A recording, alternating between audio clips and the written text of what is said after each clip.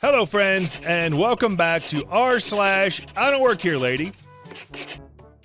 Today we have 3 more stories, and in this episode, you'll see first a little warm-up story about a crazy lady from the store, then a second story about Karen who chased OPs into 3 places to find his boss, but she wasn't happy with the result.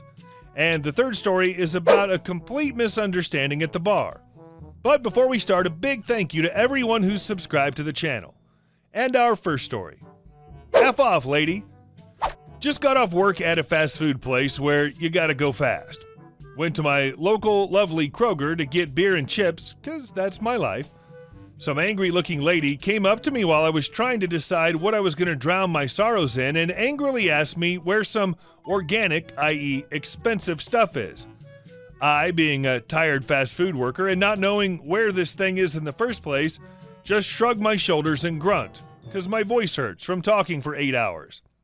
As I turn away, I crap you not, she grabs my shoulder and tugs me back to face her, saying something along the lines of, "You will help me or there will be hell to pay." Now, I'm not typically an angry person, but I had just had to pay for the privilege to work because one of my coworkers decided that a few of my orders belonged to her. So I'm pretty PO'd already, thus the drowning of sorrows. I knock her hand off me and tell her to F right off. She squeals something about a manager and leaves me alone. A couple minutes later, after I picked my poison and was turning to leave, she struts over with a manager with a sadistic grin on her face. She points at me and tells him that I'm the offending employee and demands my job. My favorite part is when we remember each other from Cal 1 and greet each other like friends. Angrily, lady is pissed. I walk away with some sort of discount on my chips, and that Kroger earned a repeat customer. I just want to have my lunch, lady. First, a little backstory to begin with. So I am in charge of an electronics shop, servicing computers, etc., that has a car servicing shop beside it, same owner. And I rarely show up to the storefront because most of the time I spend is in the back, be it wiping whatever malware they just installed to just simple cleaning and sometimes helping out the automobile repair shop.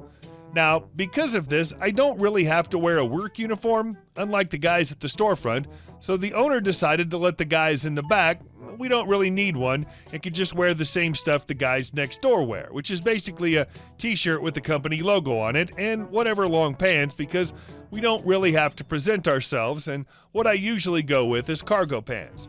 During my lunch break, there's a grocery store over in the next town that sells rejected stuff that doesn't get pushed onto the stores. Stuff like weird-shaped biscuits, decolorized packaging, or stuff that's about to expire. They sell it dirt cheap. So I'd go there and get mine and possibly my coworker's lunch. Most people that come here know how this isn't the most posh and presentable with little to no customer service. Hell, some people might even call it unsavory to buy stuff there.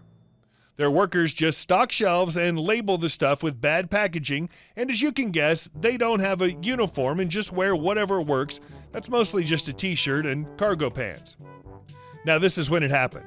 I was passing through the canned food aisle when this sweet old lady asked me to help her take some cans off the top shelf, so I figured why not. I took around 8 cans and set it in her basket, and it seemed heavy, so I offered to carry it to the checkout counter. After she paid for the stuff, she said thank you, and while I was walking back in, just to have a quick "you're welcome" with a wave, I guess she met some lady she knew at the entrance, asking who she was thanking, and she said, "That kind gentleman over there." That was enough to brighten my day and get back to work. As I was almost done getting my stuff ready to enjoy my lunch and spotted the last packet of Oreos that had the color on the package messed up, so I grabbed it and just threw it in my basket. This lady behind me saw me at the entrance and must have thought I was an employee.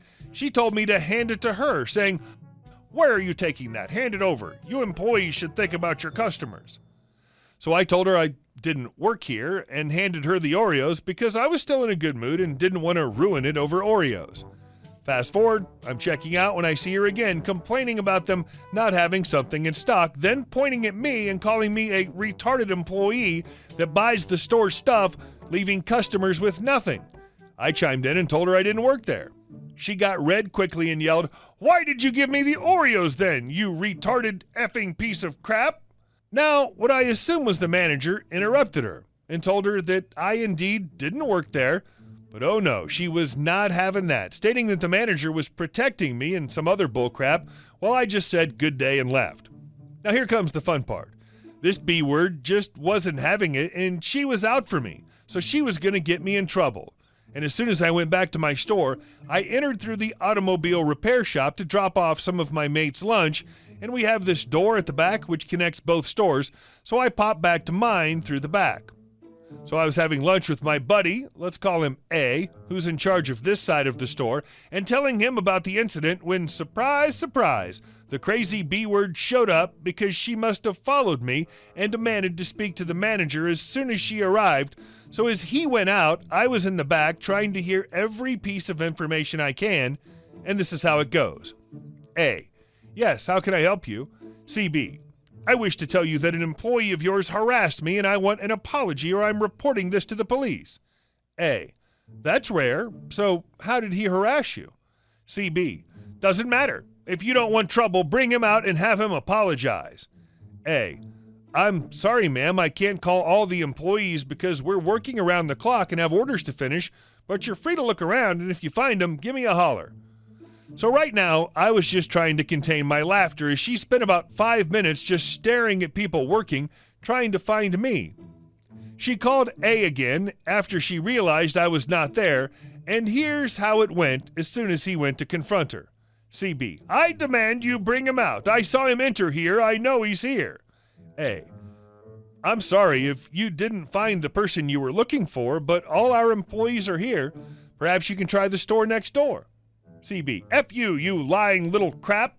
So she storms out of the automobile shop and burst into the electronics store, fuming, and again demanding to see the manager to the poor cashier. Now, normally the assistant manager would handle these because, as I said before, I'm mostly doing stuff in the back and let her handle the storefront. But this time, I wanted to come out. CB. Where's the manager? Now was my time to shine, as I walk out with a cup of orange juice in my hand and a mouthful of stuff, and I said, What? I'm on break, so if it's nothing important, don't disturb me, in the most slurry and messy way possible. Then I look at her and say, Oh, it's just you. Then I walk back in to enjoy my lunch with my friends roaring with laughter. I'm not going to say I wasn't worried, because I wouldn't put it past her to make up some bullcrap story to tell the cops, but she just left, and I never knew what she was trying to accomplish. Seriously, just turn around and walk 8 feet to the bar. I sell pull tabs as a side gig. For those of you who are not from Minnesota, or any other state that has them, although I'm not sure where else they are, they're little cardboard tickets with tabs you can rip off to see if you win money. In Minnesota, nonprofits can lease space in a bar to set up a booth to sell tickets to bar patrons, and the proceeds of the sale go to the nonprofit. In this particular location, you walk through the front door, and to your left is the bar. To your right is my booth, the dance floor, the arcade, and dartboards, like this.